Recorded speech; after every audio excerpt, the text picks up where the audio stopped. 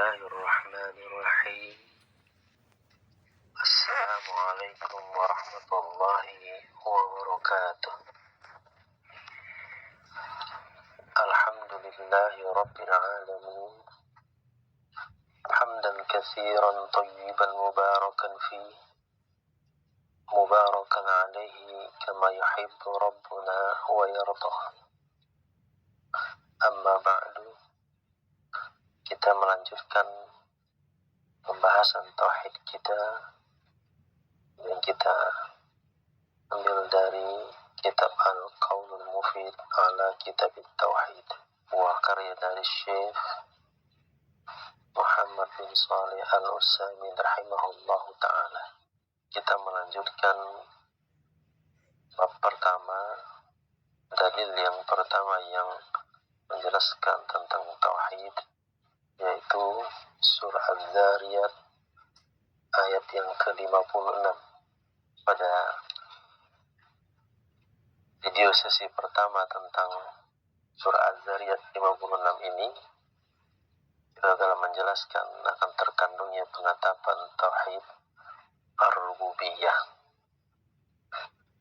Kita masuk kepada sesi kedua dari firman Allah. Surah Az-Zariyat ayat yang ke-56 ini, Allah subhanahu wa ta'ala berfirman, A'udzu billahi minasyaitonir rajim, wa ma khalaqatul jinna wal insa illa liya'budun.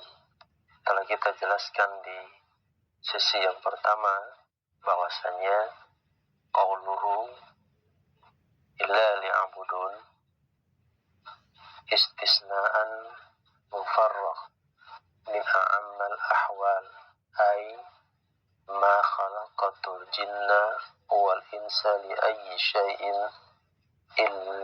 illa lil ibadah. Bahwasanya diciptakannya jin dan manusia hanya untuk satu tujuan, yaitu hanya untuk menyembah, beribadah kepada Allah subhanahu wa ta'ala. Tidak ada tujuan yang lain. Allah menciptakan jin dan manusia. Adapun makan dan minum serta menikah, itu semua adalah sebagai sarana untuk menunjang kehidupan. Adapun hidup semata-mata hanya untuk beribadah kepada Allah subhanahu wa ta'ala. Adapun khalaqatu ay aujadtu, maknanya adalah mengadakan sesuatu yang tadinya tidak ada. Aku mengadakan jin dan manusia, tadinya tidak ada, diadakan oleh Allah subhanahu wa ta'ala. Mengadakan ini disebutnya ialah, yaitu menciptakan yang tadinya tidak ada menjadi ada. Walihadzal ijadi masbukun bitaqdir wa aslul khalqi taqdiru. Yang mana pengadaan ini didahului dengan takdir dan dasar penciptaan adalah takdir. Adapun selanjutnya ialah qauluhu al-jin. Jin adalah makhluk gaib. Mereka memiliki alam gaib yang tidak manusia ketahui. Oleh karenanya, al-jin terdiri dari huruf jim dan nun, mengisyaratkan tertutup atau tidak terlihatnya bangsa jin oleh kita, oleh manusia. Adapun jin atau mereka, bangsa jin, mereka bisa melihat kita. Karena itulah katanya atau hurufnya terdiri dari huruf jim dan nun. Yang keduanya menunjukkan sesuatu yang tersembunyi dan tertutup. Sebagaimana janin dalam rahim seorang ibu tidak tampak ataupun tidak terlihat. Demikian juga orang yang hilang akalnya atau orang gila disebut dengan majnun karena tertutupnya akal. Allah subhanahu wa ta'ala berfirman dalam surah Al-A'raf, Innahu yarakum huwa wa qabiluhu min haitsu la tarawnahum. Sesungguhnya kata Allah, ia, maksudnya bangsa jin dan pengikut-pengikutnya, melihat kamu dari suatu tempat yang kamu tidak bisa melihat mereka. Adapun selanjutnya ialah al-ins, yaitu manusia. Summu bidzalik, dinamakan begitu karena mereka tidak dapat tanpa keramahan. Mereka tidak bisa hidup tanpa adanya partner atau pendamping. Sebagian mereka ramah terhadap sebagian yang lain, saling membutuhkan dan saling keterkaitan. Li'annahum la ya'ishuna biduni inas. Karena itu disebut juga dengan sebutan inas. Maksudnya ialah karena mereka saling membutuhkan sama lain. Inas ba'duhum bi ba'din. Karena mereka selalu bergerak, bahkan saat tidur pun manusia selalu bergerak, baik secara sadar ataupun tidak sadar. Selanjutnya, qauluhu illa liya'budun. Sebagaimana sudah kita jelaskan, bahwasanya makna illa liya'budun itu supaya mereka mentauhidkan atau mengesahkan Allah. Illa liyuwahhadun wa lihadza haqqun. Inilah makna yang paling benar yang ditafsirkan oleh Ibnu Abbas radhiyallahu anhuma yang kita sudah jelaskan juga sebelumnya.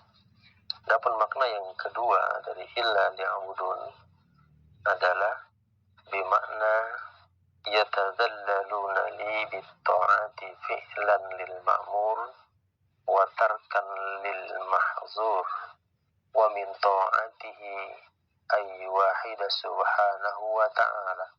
Fahadhihi hiyal hikmatu min khalqil jinna wal ins. Makna kedua, supaya mereka tunduk merendahkan diri kepadaku dengan ketaatan, yaitu mengerjakan apa yang diperintahkan dan meninggalkan apa yang dilarang, dan mengesahkan Allah dalam ketaatan itu. Bahwasanya yang dimaksud ibadah adalah tauhid. Di antara ketaatan kepada Allah ialah mengesahkan Allah Subhanahu wa ta'ala. Inilah hikmah penciptaan atau tujuan diciptakannya jin dan manusia. ولهذا أعطى الله البشر عقولا وأرسل إليهم رسولا وأنزل عليهم كتبا ولو كان الغرض من خلقهم كالغرض من خلق البهائم لضاعت حكمة من إرسال الرسول وإنزال الكتب لأنه في النهاية يكون كشجرة نبتت ونمت وتحطمت. Atas dasar ini mustahil Allah menciptakan manusia, memberikan akal kepada mereka, mengutus para rasul kepada mereka, menurunkan kitab-kitab kepada mereka hanya untuk sendagura atau main-main saja tanpa beramal atau ibadah, tanpa dibangkitkan dan dihisab dari amal atau ibadahnya untuk diberikan balasan. Sekiranya tujuan penciptaan mereka seperti penciptaan hewan ataupun tumbuhan dan makhluk lainnya, maka tidak ada hikmah mengutus para rasul dan menurunkan kitab-kitab. Karena pada akhirnya, jika manusia seperti pohon yang tumbuh, berdaun, bercabang dan beranting dan berbuah, lalu layu dan mati. Walihada qala ta'ala, innal ladzi farada 'alaikal qur'ana laradduka ila ma'ad. Dalam surah Al-Qasas ayat 85.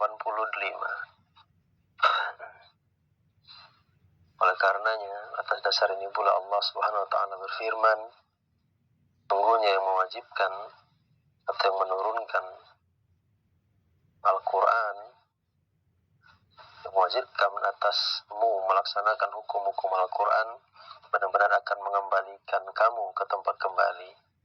Dialah Allah yang telah menurunkan Al-Quran kepada engkau, dan kepada Allah pula engkau akan dikembalikan.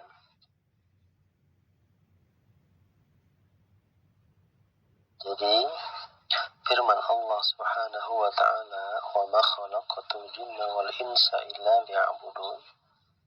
Allah menciptakan jin dan manusia bukanlah untuk kepentingan Allah Subhanahu wa ta'ala. Allah Subhanahu wa ta'ala tidaklah diuntungkan sama sekali. Allah menciptakan makhluk jin dan manusia bukan karena Allah ingin mengambil keuntungan dari mereka, tapi mereka diciptakan hanya untuk beribadah, untuk mentauhidkan Allah Subhanahu wa ta'ala. Dan hikmah penciptaan manusia adalah untuk ibadah, dan ibadah yang mereka lakukan itu adalah untuk kepentingan mereka sendiri, bukan untuk kepentingan Allah Subhanahu wa ta'ala. Dalam sebuah diskusi dari sahabat Abu Dzar Al-Ghifari radhiyallahu anhu, diriwayatkan oleh Imam Muslim dalam kitab Sahih Muslim, Rasulullah sallallahu alaihi wasallam bersabda, Allah Subhanahu wa ta'ala berfirman, "Ya ibadi, law anna awwalakum wa akhirakum wa insakum wa jinnakum kanu ala atqa qalbi rajulin wahidin minkum ma zada dhalika fi mulki syai'a." Ya ibadi, law anna awwalakum wa akhirakum wa insakum wa jinnakum kanu ala afjari qalbi rajulin wahidin ma naqasa min mulki syai'a. Kata Allah Subhanahu wa ta'ala, "Wahai hamba-hambaku, seandainya semua kalian dari yang awal sampai yang akhir, baik bangsa manusia dan bangsa jin, memiliki hati sebaik-baik hati di antara kalian, tidak akan menambah kekuasaanku sedikit pun." Jadi seandainya semua makhluk dari semua manusia dan semua bangsa jin memiliki hati sebaik-baik hati di antara mereka, dan hati yang paling baik hati siapa? Tentu saja hati Nabi Sallallahu Alaihi Wasallam, sebagaimana hadis dari Abdullah bin Mas'ud radhiyallahu anhu, Rasulullah Sallallahu Alaihi Wasallam adalah sebaik-baik pemilik hati. Inna Allah nazara fi qulubil ibad fawajada qalba Muhammadin sallallahu alaihi wasallam khaira qulubil ibad. Sesungguhnya Allah memperhatikan hati para hambanya. Allah mendapati hati Muhammad sallallahu alaihi wasallam adalah hati yang paling baik. Diriwayatkan oleh Imam Ahmad dalam Al-Musnad, disahihkan oleh Syekh Ahmad Syakir. Bahwasanya sebaik-baik hati adalah hati Nabi Sallallahu Alaihi Wasallam. Seandainya semua manusia dan jin memiliki hati seperti hati Nabi Sallallahu Alaihi Wasallam, sebaik hati Nabi Sallallahu Alaihi Wasallam, setakwa, ya, bertauhid seperti tauhidnya Nabi Sallallahu Alaihi Wasallam, maka hal itu tidak akan menambah kekuasaan Allah sedikit pun, sama sekali tidak memberikan keuntungan apapun kepada Allah Subhanahu wa ta'ala. Sebaliknya, wahai hamba-hambaku, kata Allah, seandainya semua kalian, baik dari yang awal sampai yang akhir, dari bangsa manusia maupun bangsa jin, memiliki hati seburuk-buruk hati di antara kalian, tidak akan mengurangi kekuasaanku sedikit pun. Seandainya manusia memiliki hati terpuruk, dan hati yang terpuruk adalah hatinya iblis laknatullahi alaih. Semua manusia memiliki hati seburuk hati iblis, sedurhaka,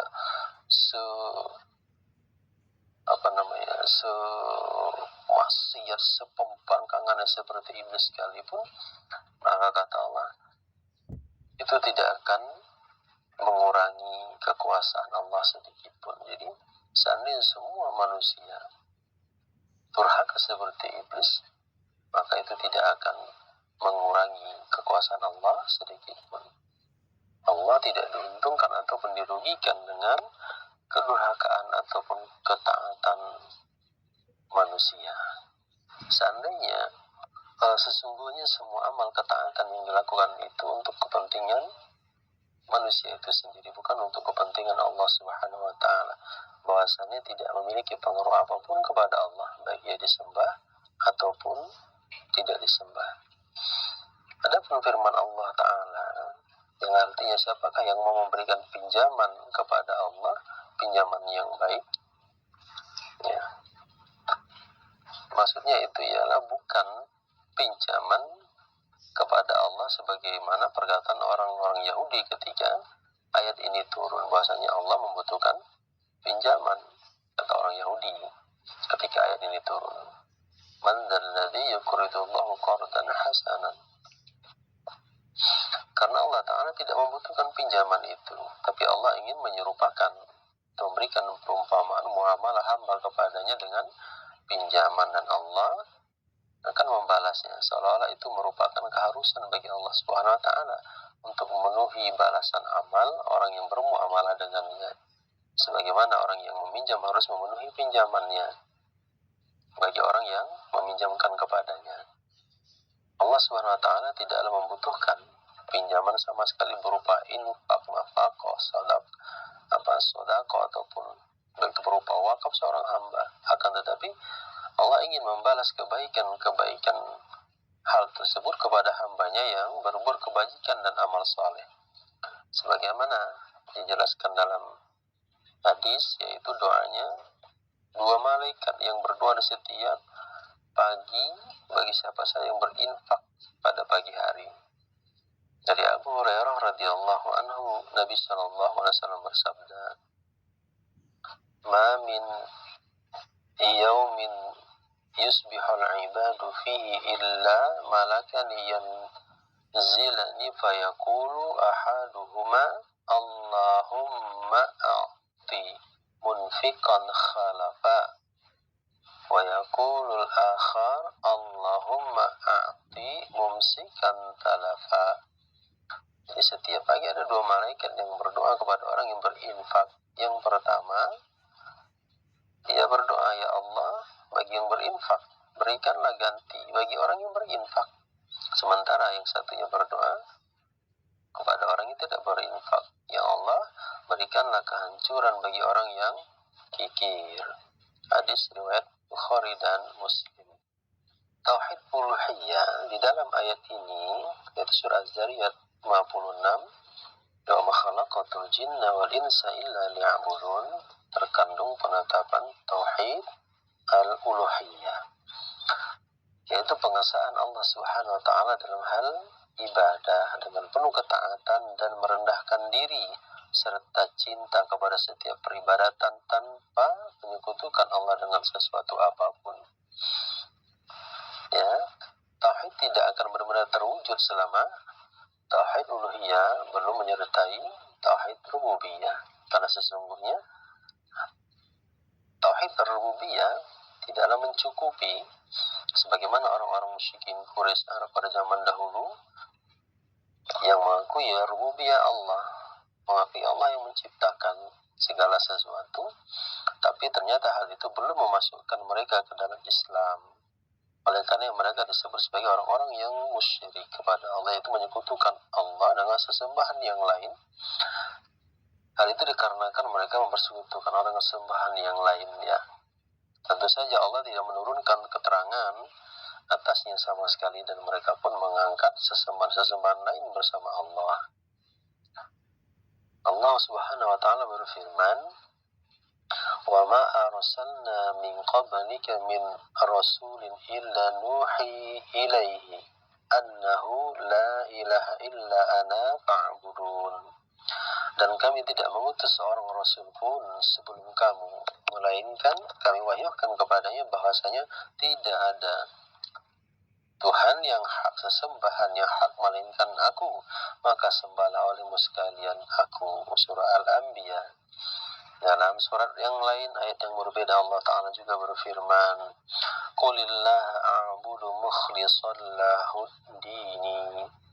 Katakanlah, hanya Allah saja yang aku sembah dengan memurnikan ketaatan kepadanya dan dalam menjalankan agamaku. Surat ke-39. Maksud ibadah atau hakikat ibadah adalah dengan beberapa penjelasan daripada salafus saleh yang kita nukil dari kitab tauhid yang lain, yaitu dari kitab Fathul Majid, jelaskan makna ibadah diantaranya ialah bahwa hakikat ibadah ialah menaati perintah Allah dan menjauhi larangannya. Imam Ibnu Katsir rahimahullah ta'ala menyatakan di antara ayat yang mendukung penafsiran tersebut, yaitu makna ibadah atau hakikat ibadah ialah melaksanakan apa yang Allah perintahkan dan menjauhi larangannya. Ayat yang mendukung penafsiran tersebut, kata beliau, adalah yaitu surat Al-Qiyamah ayat yang ke-36, yang artinya, apakah manusia mengira bahwa ia akan dibiarkan begitu saja tanpa pertanggungjawaban? Syekh Abdurrahman dalam kitab Fathul Majid menukil perkataan Imam Syafi'i rahimahullah ta'ala. Imam Syafi'i berkata, maksud surah Al-Qiyamah ayat ke-36 tadi berkenaan dengan maksud ayat ini, kata Imam Syafi'i, dibiarkan begitu saja tanpa diperintah maupun dilarang.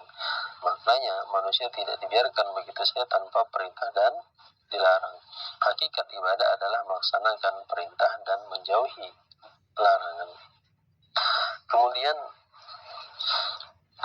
Syekh Al-Utsaimin rahimahullah ta'ala menerangkan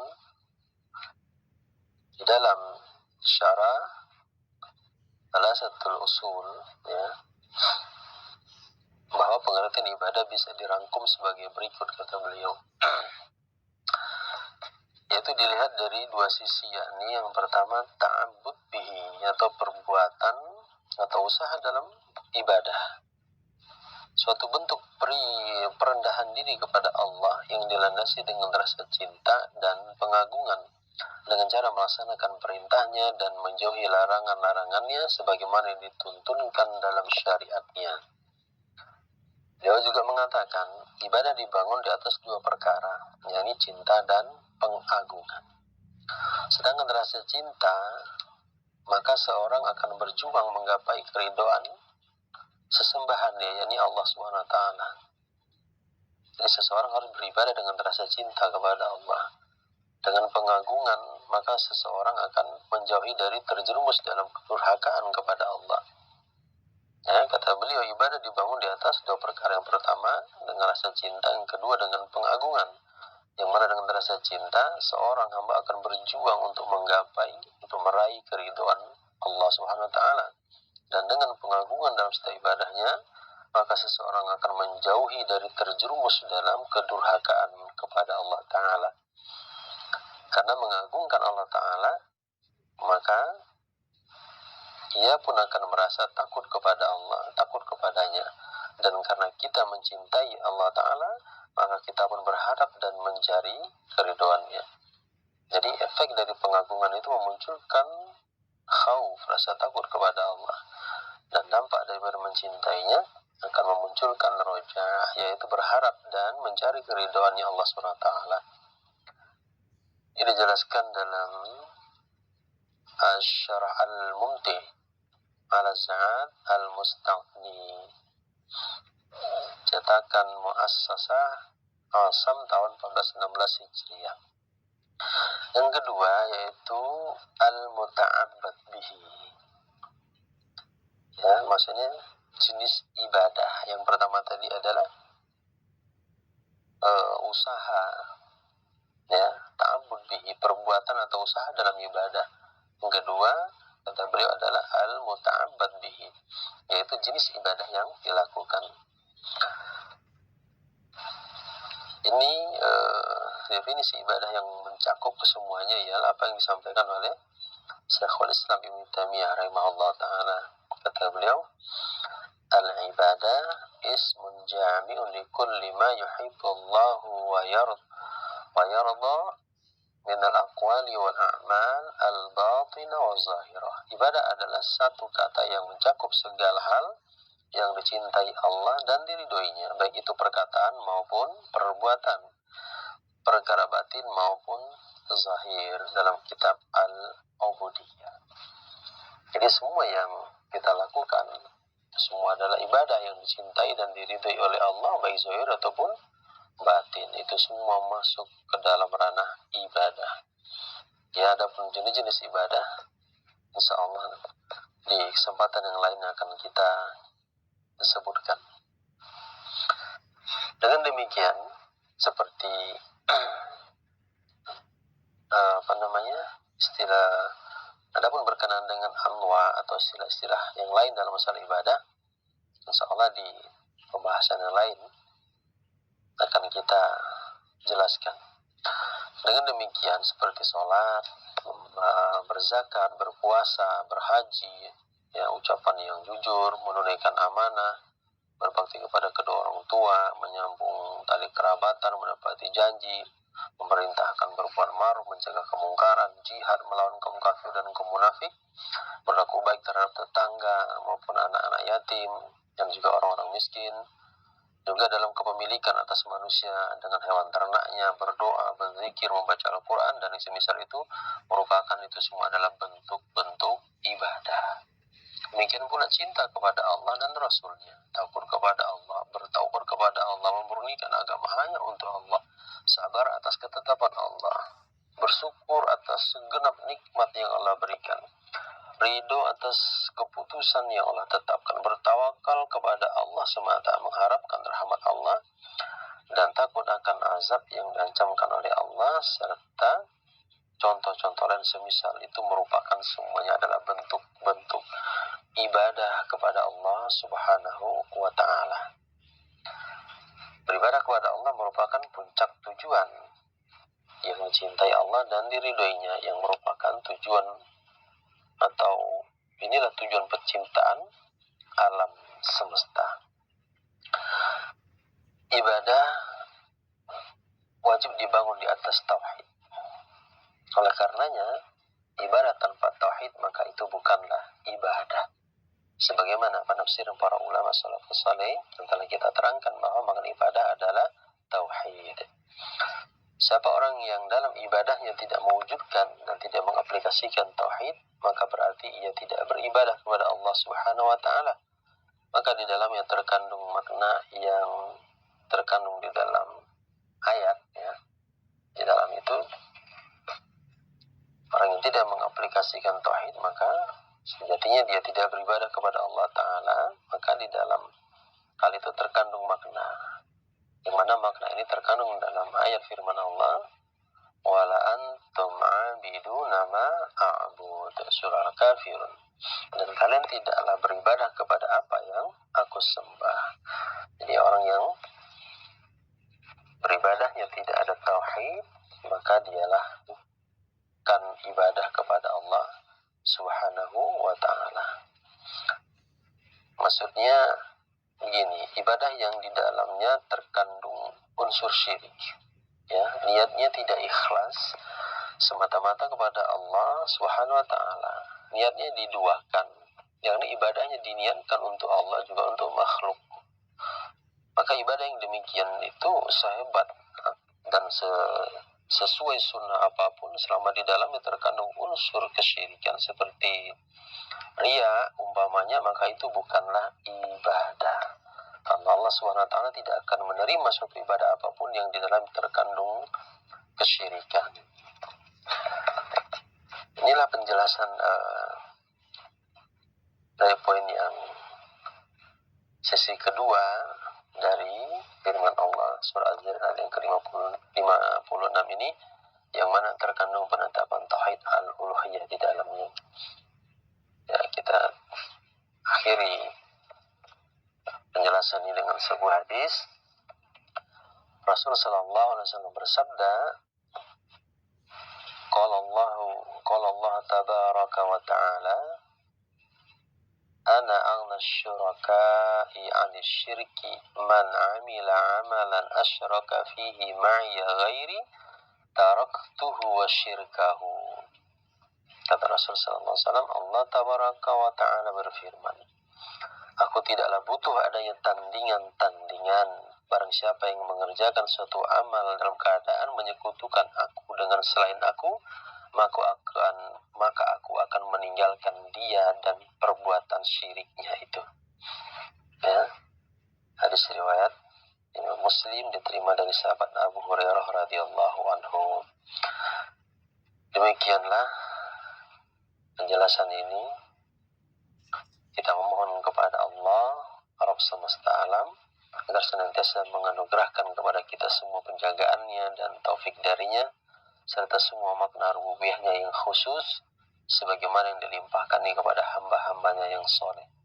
Sesungguhnya Allah maha mendengar lagi maha mengabulkan doa. Wallahu a'lam bishawab. Subhanakallahumma bihamdika asyhadu an la ilaha illa anta astaghfiruka wa atubu ilaik. Wassallallahu alaihi wa ala alihi wasallam ajma'in walhamdulillahi rabbil alamin. Wassalamualaikum warahmatullahi wabarakatuh.